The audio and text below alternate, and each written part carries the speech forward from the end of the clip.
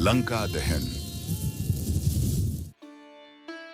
सीता माता को छुड़ाने के लिए हनुमान जी ने रावण की लंका का दहन किया था। आज हम उसकी कथा सुनेंगे। हनुमान जी माता सीता से लंका में अशोक वाटिका में छोटा रूप धारण कर मिले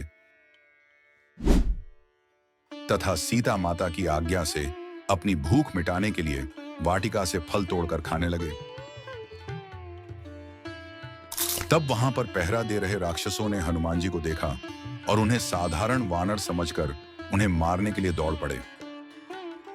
परंतु हनुमान जी ने अपनी शक्ति का प्रयोग कर राक्षसों पर आक्रमण किया। कुछ राक्षस अपने प्राण बचाकर रावण के समक्ष पहुंचे तथा उन्होंने रावण को समाचार दिया कि एक वानर ने अशोक वाटिका को उजाड़ दिया है तथा बहुत से राक्षसों को भी मार दिया है। रावण यह समाचार सुनकर बहुत क्रोधित हुआ। तब रावण के पुत्र इंद्रजीत ने हनुमान जी को पकड़कर लाने के लिए रावण से आज्ञा ली तथा हनुमान जी पर ब्रह्मास्त्र से वार कर उन्हें बंदी बना लिया तथा सभा में ले गए। हनुमान जी रावण के सामने खड़े विचार कर रहे थे। समस्त लोगों को डराने वाला महाबाहु रावण हनुमान जी को सामने इस प्रकार निर्भय खड़ा देखकर क्रोधित हो गया। वह अपने महामंत्री से बोला, अमात्य, इससे पूछो कि यह कहां से आया है, इसे किसने भेजा है, सीता से यह क्यों बातें कर रहा था, अशोक वाटिका को इसने क्यों नष्ट किया, इसने किस उद्देश्य से राक्षसों को मारा, मेरी इस लंकापुरी में आने का प्रयोजन क्या है। रावण की आज्ञा पाकर मंत्री ने हनुमान जी से लंका में आने का कारण पूछा।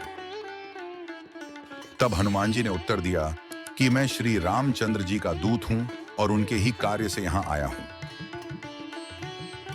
हनुमान जी ने कुछ क्षण शांत भाव से सभी की ओर देखा और आगे कहा, मैं किष्किंधा के परम पराक्रमी राजा सुग्रीव का दूत हूं। उन्हीं की आज्ञा से तुम्हारे पास आया हूं। हमारे महाराज ने तुम्हारा कुशल समाचार पूछा है और कहा है कि तुमने नीतिवान, धर्म, चारों वेदों के ज्ञाता, महापंडित, तपस्वी और महान ऐश्वर्यवान होते हुए भी एक परस्त्री को अपने यहां बंदी बनाया है। यह तुम्हारे लिए उचित बात नहीं है। तुमने यह दुष्कर्म करके अपनी मृत्यु का अभियान किया है।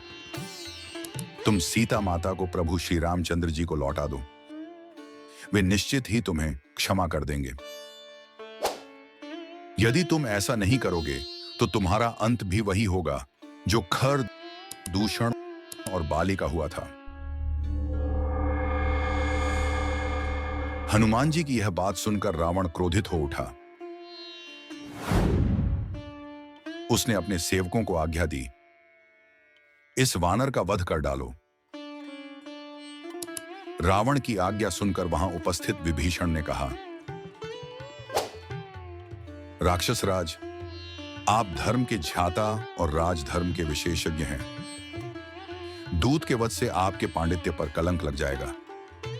इसलिए उचित अनुचित का विचार करें और दूत के योग्य किसी अन्य दंड की आज्ञा दें।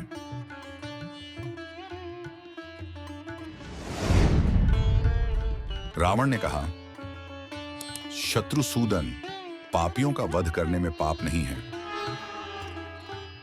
इस वानर ने वाटिका का विध्वंस तथा राक्षसों का वध करके पाप किया है, इसलिए मैं इसका वध करूंगा।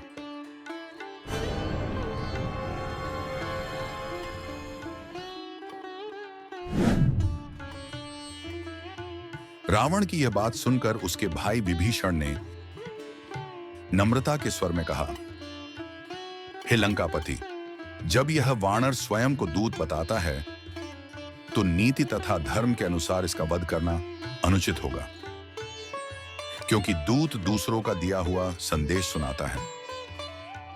वह जो कुछ कहता है वह उसकी अपनी बात नहीं होती, इसलिए उसका वध नहीं किया जा सकता।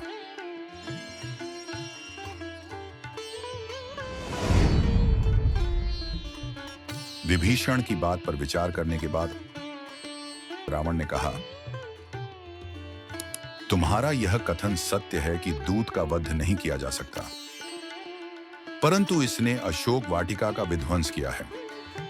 इसका दंड तो इसे मिलना चाहिए। वानरों को अपनी पूंछ अत्यधिक प्रिय होती है, इसलिए मैं आज्ञा देता हूं कि इसकी पूंछ रुई और तेल लगाकर जला दी जाए, ताकि इसे बिना पूंछ का देखकर लोग इसकी हंसी उड़ाएं और यह जीवन भर अपने कर्मों पर पछताए।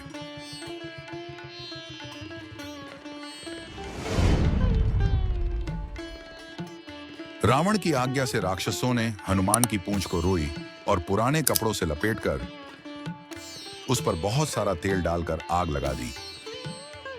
जैसे जैसे राक्षस हनुमान जी की पूंछ पर कपड़े लपेट रहे थे, वैसे वैसे हनुमान जी भी अपनी पूंछ बढ़ाते जा रहे थे। अंत में उनकी पूंछ को आग लगा दी।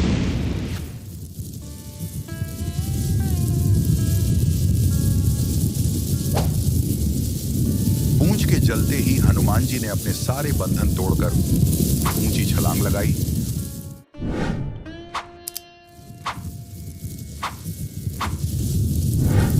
और रावण की सोने की लंका जला दी। संपूर्ण लंकापुरी में केवल एक भवन ऐसा था जो अग्नि के प्रकोप से सुरक्षित था,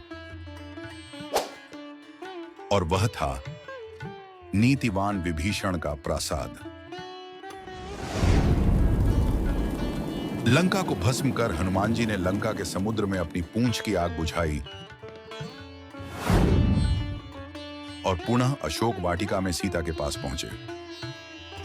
उन्हें सादर प्रणाम करके बोले, हे माता, अब मैं यहां से श्री रामचंद्र जी के पास लौट रहा हूं।